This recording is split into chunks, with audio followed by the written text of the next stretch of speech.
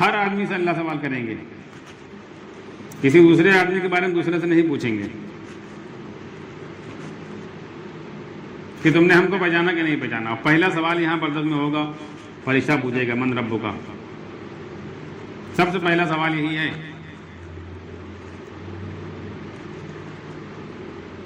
نہ یہاں کوئی معاملات، نہ کوئی دین، نہ نماز، نہ روزہ، کچھ نہیں پوچھا. کہ پہلا سوال اللہ کو رب مانا کہ نہیں مانا. اور جو اللہ کو رب مانے گا وہ اس ہر وقت اللہ ہی کو سمجھے گا کہ سب کچھ اللہ ہی کر رہا ہے. اس کے دھیان میں، جیسے ہم لوگ کہتے ہیں نا کہ دھیان نہیں آ رہا نماز میں، سوال کرتے ہیں نا دھیان نہیں آ رہا ہے.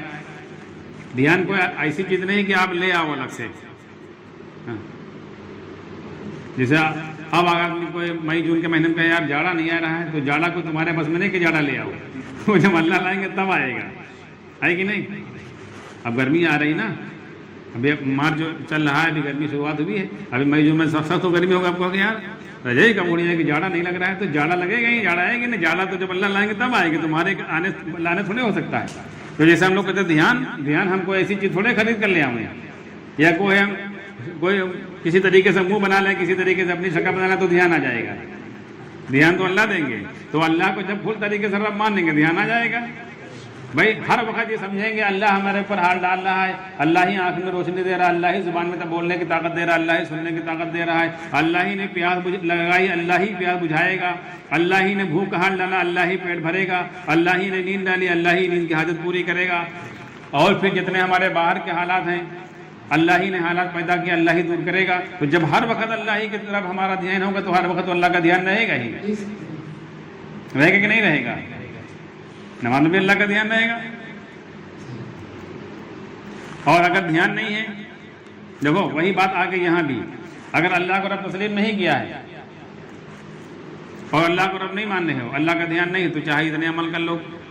جیسے نماز کے بارے میں ہے، بھائی نماز پڑھنے سے پہلے آدمی سب سے پہلے پاکی حاصل کرتا ہے. اگر ناپاک ہے تو غسل کرے گا. غسل میں 3 فرائض ہیں، اور جو سنتیں لوگوں نے کتابوں میں لکھی 5 سنتیں وہ ہیں. اور اس میں کوئی کسر رہے گی تو آدمی پاک نہیں ہوگا تو وضو نہیں ہوگا، وضو نہیں ہوگا تو نماز نہیں ہوگی. تو پہلے پاکی حاصل کرتا ہے، اس کے بعد میں پھر مصلی بچھاتا ہے، وضو کرتا ہے، 4 فرائض اور 13 سنتیں. پاک جگہ آدمی ڈھونڈے گا.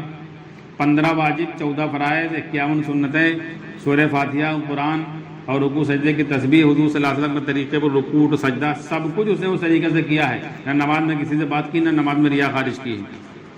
اور پھر اللہ کے نبی صلی اللہ علیہ وسلم نے فرمایا اگر اس کی نماز میں خشوع نہیں تو اس کی نماز سر کے اوپر نہیں آئے گی، بد دعا دے گی، پرانے کپڑے کی طریقے سے لپیٹ کر مار دی جائے گی. آپ بتاؤ ایک آدمی نے شریعت کی ساری پاسداری کی اور نماز اس کے لیے بد دعا کیوں کر رہی ہے؟ آپ یہ بتاؤ.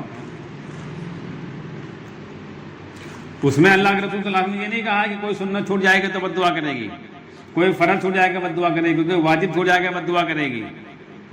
قرآن کے کوئی حروف غلط ہو جائیں گے، بڑا ہا کی جگہ چھوٹا ہا نکال دو گے، شین قاف نہیں نکال پاؤ گے تو بد دعا کرے گی. رکوع میں سر کمر برابر نہیں ہوگا تو بد دعا کرے گی. سجدے میں ناک نہیں لگے گی تو بد دعا کرے گی. سجدے میں پیر اٹھ جائیں گے تو بد دعا کرے گی. یہ نہیں بتایا اللہ کے نبی صلی اللہ علیہ وسلم نے. جتنی چیزوں کی، بھائی اتنی سنت کی، اتنی شریعت کی، اتنے فرائض، اتنے واجبات، اتنے مستحبات، اور قرآن کا پڑھنا اور ساری چیزیں، اتنی دعائیں مانگیں گے، تحیات، دعا، معصورت، درود شریف، سب کچھ پڑھا ہے، اور پھر بد دعا کہے کے لیے کر رہی ہے. آپ غور کرو کاہے بد دعا کر رہے ہیں، کیوں بد دعا کرے؟ وہی بات آئے گی کہ جب اللہ کو رب نہیں ملا تو اللہ کو دھیان میں نہیں، تو بد دعا کر رہی ہے کہ نہیں کر رہی؟ ایک آدمی ساری چیزوں کی پابندی کر رہا ہے، ہیلمٹ بھی لگا ہے، ڈی ایل بھی ہے، پردوشن بھی ہے، انشورنس بھی ہے، گاڑی کے سارے کاغذ اوکے ہیں، اور کوئی اس نیم اس نے نہیں توڑا ہے، لال بتی پر رکا، ہری بتی پر چلا ہے، اس کے بعد میں کوئی چالان کر سکتا ہے؟ اور اگر کوئی چالان ادھیکاری کرے تو بھیڑ جائے گا کہ صاحب ہماری غلطی کیا ہے، ساری چیزیں ہماری اوکے ہیں تو آپ غلطی بتاؤ. اب اگر پھر بھی اس پر کوئی زیادتی کرے تو وہ کورٹ چلا جائے گا. اگر کورٹ چلا جائے گا تو اس کے حق میں فیصلہ ہوگا، ادھیکاری کے خلاف فیصلہ ہوگا کہ جب اس کی ساری چیزیں اوکے تھی تو تم نے اس کے خلاف کیوں جرمانہ عائد کیا، پنالٹی لگائی، یا اس کو روکا یا پریشان کیا. تو ہم شریعت کی اتنی پاسداری کر رہے ہیں، ساری چیزوں پر عمل کیا ہے، ساری سنتیں، سارے مستحبات، سارے فرائض، سارے واجبات کو پورا کیا ہے، پھر بد دعا کیوں کر رہی ہے؟ تو یہ چیز ہر جگہ لاگو ہوگی، چاہے جتنی شریعت کی عمل کر لو. چاہے زندگی میں کبھی داڑھی میں سرا نہ لگایا ہو، کبھی نامحرم کو نہ دیکھا ہو، کبھی شراب نہ پیا ہو، کبھی زنا نہ کیا ہو، کبھی چوری نہ کی ہو، کبھی گالی کسی کی نہ دی ہو، کسی کے روپیہ نہ دبایا ہو، کوئی روزہ نہ چھوٹا ہو، کوئی نماز نہ چھوٹی ہو، لیکن اللہ کو رب نہیں مانا ہے، یہ کوئی عمل کی کوئی حیثیت نہیں ہے۔ اور کر رہے ہیں لوگ، دیکھ لو دنیا میں، دیکھ لو کچھ ہو رہا ہے۔ محنت ساری اس کی ہے۔ سب سے پہلے اپنے اللہ کو، اپنے رب کو پہچانو، پیدا کرنے والے کو، ہماری ضرورتیں پوری کر رہا ہے، ہماری حاجتیں پوری کر رہا ہے، آگے بھی وہی کرے گا۔ اگر اس کو ہم سمجھ لیں گے تو ہر آنے والے حال کو خدائی کی طرف سمجھیں گے، ہر وقت خدا کے شکر میں، خدا کے دھیان میں رہیں گے۔ جس کو حضرت صدیق اکبر فرماتے تھے، جو شے دیکھتے ہیں اس کے اندر خدا کو دیکھتے ہیں۔ ہم جو چیز بھی دیکھتے ہیں اس کے اندر خدا کو دیکھتے ہیں۔ ہاں، اور ہم اس پر نہیں، ہم تو نماز میں خدا کو نہیں دیکھ پاتے ہیں، کیونکہ محنت نماز کے باہر ہے، پہلے کی ہی، جو نماز سے پہلے جو ہم جہاں اپنی زندگی گزار رہے ہیں وہاں محنت کیا کر رہے ہیں، وہاں حال کو دور کرنے کے لیے اسباب میں لگے ہوئے ہیں، اور پھر نماز پہ کہنے دھیان آ جائے، کہاں سے آ جائے گا؟ وہاں آنے والے حال کو خدا کی طرف سمجھیں، خدا سے دور کراویں، کیونکہ ہر حال کو دور کرنے کے دنیا میں سب اسباب بنے ہوئے ہیں، اور اسباب کی طرف سے حالات آ رہے ہیں، آ رہے ہیں کہ نہیں آ رہے ہیں؟ بھائی ابھی مان کے چلو آپ کے گھر میں کوئی کسی کے لڑکا لا کر آپ کے دروازے پر دو چار گمے مار دے، یا کوئی گندگی لا کر ڈال دے، تو اس کے گھر کے بعد اس کے باپ سے جا کر کہو گے کہ بھائی دیکھو تمہارے لڑکے نے یہ حرکت کی ہے، اصل جگہ جاؤ گے آپ۔ تو اتنی سمجھ آپ کی دنیا کے معاملے میں ہے، لیکن اللہ تک پہنچنے میں ہماری اتنی عقل نہیں کام کر رہی ہے کہ ہم بیچ میں اٹک جاتے ہیں، اور پھر کہتے ہیں کہ اللہ تعالیٰ نے یہ بنائے کیوں ہیں،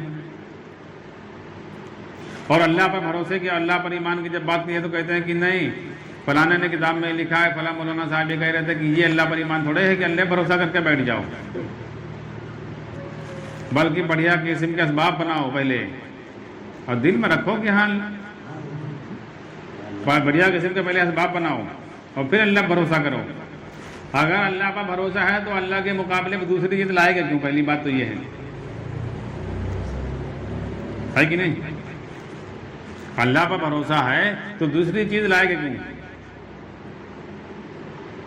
بھائی مثال کے طور پر آپ کی شادی ہو گئی، آپ کے گھر میں بیوی ہے، اور دوسری عورت لے آؤ تو بیوی کہے گی تم دوسری عورت کہو کہ نہیں، بیوی تمہیں کو سمجھ رہے ہیں، باقی ہم اس کو لے آئے ہیں، یہ دنیا کے اندر نظام اللہ نے بنایا ہے، سب عورتیں اس طریقے سے بے پردہ گھوم رہی ہیں، سب بنائی اللہ تعالیٰ نے، کہا کہ اگر بیوی تم ہی ہماری ہو، برداشت کرے گی؟ فوراً چلی جائے گی وہ۔ اگر آپ کہیں پر ایڈمٹ ہو اور آپ کے جو ہے وہاں ٹریٹمنٹ ہو رہا ہے، علاج چل رہا ہے، گلوکوز چڑھ رہا ہے، اور دوائیں وہاں نرس لا کر آپ کو دے رہے ہیں، اور دوسری دوا اگر لا کر دوسرا گلوکوز ٹانگ لو، اور ڈاکٹر آ کر پوچھے گا نہیں، اس سے نہیں مطلب آصف بھائی ہمارے رشتے دار ہمارے سالے ڈاکٹر ہیں، وہ بھی لا کر ایک ٹانگ ہے، لیکن چلائیں گے آپ کہیں، اور وہ دوا رکھ گئے ہیں تو کہیں گے پھر ایسا انہیں سے علاج کرا لو، آپ دیکھ جائیں گے خالی تو وہ ناراض ہو جائیں گے۔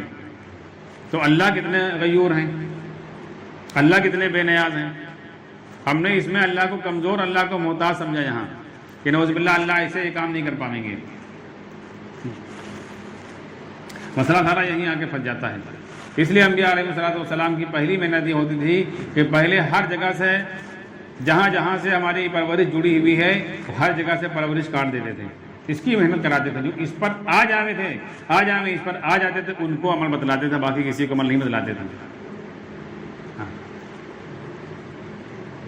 جیسے ملٹری میں ہے ایک سے ایک قسم کے ہتھیار ہوتے ہیں، ایسے ایسے ہیلی کاپٹر اور ایسے ایسے ہوائی جہاز اور ایسی ایسی بندوقیں، ایسے ایسے مشین گنیں، میزائلیں سب ہیں، لیکن اس سے پہلے جتنی ٹریننگ ہوتی ہے، اتنے مراحل سے گزرنا ہوتا ہے کہ کہو پہاڑ پہ چڑھاویں، کہو دھوپ میں کھڑا کریں، کہو پیڑ پہ چڑھاویں، کہو پانی میں کوداویں، کہو آگ میں چھلانگ لگواویں، اور کہو 50 کلو کا وزن لدوا کر 2-4 کلومیٹر دوڑاویں، ہر قسم کے مراحل سے جو گزر جائے گا اس کو ہر چیز دیں گے چلانے کے لیے، اسے سب کو تھوڑا دے دیں گے وہاں۔ ایسے انبیاء علیہ الصلوۃ والسلام انسان کے اوپر اتنی محنت کرتے تھے کہ ان کی پرورش ہر جگہ سے کٹ جاوے، ہر جگہ سے نا امید مایوس ہو جاویں، پورا بھروسہ اللہ پر آ جاوے کہ ہر حاجت کا پوری کرنے والا صرف اللہ ہے، کوئی نہیں ہے۔ جب اس پر طبقہ آ جاتا تھا ان کو عمل دیتے تھے، سب کو نہیں بتلاتے تھے عمل، یہ سب کو بتلا دیں عمل، کیونکہ وہ عمل کریں گے کچھ نہیں ہوگا، تو نبی جھوٹے مانے جائیں گے نعوذ باللہ، جیسے آج ہو رہا ہے، نبی عمل بتلا دیں اور اس پر نہ ہو تو نبی جھوٹے مانے جائیں گے نا نعوذ باللہ، اور نبی ان کو عمل بتلاتے نہیں تھے، جو جھوٹے ہوتے تھے، جو سچے ہوتے تھے، اللہ کو دل سے مانتے تھے، ان کو عمل دیتے تھے، کام بنتا تھا۔ اب چاہے قرضہ ہو، چاہے بیماری ہو، چاہے جو کچھ حالات ہو، دعا بتلا رہے ہیں، عمل بتلا رہے ہیں، دھڑا دھڑ کام بننا ہے کہ نہیں بننا ہے؟ وہی دعا ہم پڑھ لیں، کام نہیں بننا ہے، کہے گے اس میں الفاظ تو وہی رٹ رہے ہیں، وزن شین قاف نکال رہے ہیں، لیکن جو کیفیت انبیاء علیہ الصلوۃ والسلام اور صحابہ کی اولیاء کی ہوتی تھی وہ کیفیت ہم بنا پائیں؟ بھائی نماز میں جیسے ظاہری شکل حضور صلی اللہ علیہ وسلم والے تو ہم نے بنا لیا، لیکن وہ کیفیت بنا پائے؟ کیفیت اصل ہے، جیسے گاڑی ہے پاور سے چلتی ہے، اندر کا جو سسٹم ہے پاور صحیح ہونا چاہیے، کرنٹ ملنا چاہیے، باڈی گڑبڑ ہوگی گاڑی چلے گی۔ اب باڈی بہت خوبصورت نہیں ہے اور اندر کرنٹ نہیں پہنچ رہا ہے، انجن خراب ہے اور لوڈ نہیں اٹھا رہا، کرنٹ نہیں پہنچ رہا، تو گاڑی نہیں چلے گی۔ کیفیت بنانا اصل ہے، ہر جگہ کیفیت بنانا اصل ہے، ہر جگہ دھیان کام کرے گا، اور دھیان ہے نہیں، دھیان بنانے سے نہیں آئے گا، دھیان ایمان بنانے سے آئے گا، اللہ کو رب ماننے سے آئے گا، محنت اس کی ہے۔ یہ بات کوئی نہیں سمجھاوے گا آپ کو، یہ سب سمجھائیں گے عمل کرو، حضور صلی اللہ علیہ وسلم والے عمل بتلائیں گے، اور حضور صلی اللہ علیہ وسلم والے عمل بتلانے کی ضرورت ہو لے کتابوں میں سب لکھے ہوئے ہیں، دیکھ لو آپ، اور اس کے ساتھ صحابہ کے قصے لکھے ہوئے ہیں، اولیاء کے قصے لکھے ہوئے ہیں، لیکن ہم لوگ کو یہ بتلایا جا رہا ہے کہ تم صرف ثواب کے لیے کرو، کہ تمہارا نفع صرف ادھار ہے، لیکن یہ کوئی نہیں بتائے گا کہ دھیان والی نماز ہوگی تو کام بنے گا۔ جھگڑے اس پر ہیں، ایک پیش کر رہا ہے کہ صحابی نے نماز پڑھی رفع دین کیا، ایک پیش کر رہا ہے کہ حضور صلی اللہ علیہ وسلم کے صحابی نے کہا کہ ہم نے حضور صلی اللہ علیہ وسلم کو پوری زندگی رفع دین سے نماز کا عمل کرتے ہوئے دیکھا۔ ایک فرقہ صحابی کی روایت نقل کر رہا ہے کہ وہ صحابی فرما رہے ہیں کہ ہم نے حضور صلی اللہ علیہ وسلم کو نماز پڑھتے ہوئے دیکھا، پوری زندگی رفع دین نہیں کیا، ایسے نماز پڑھی۔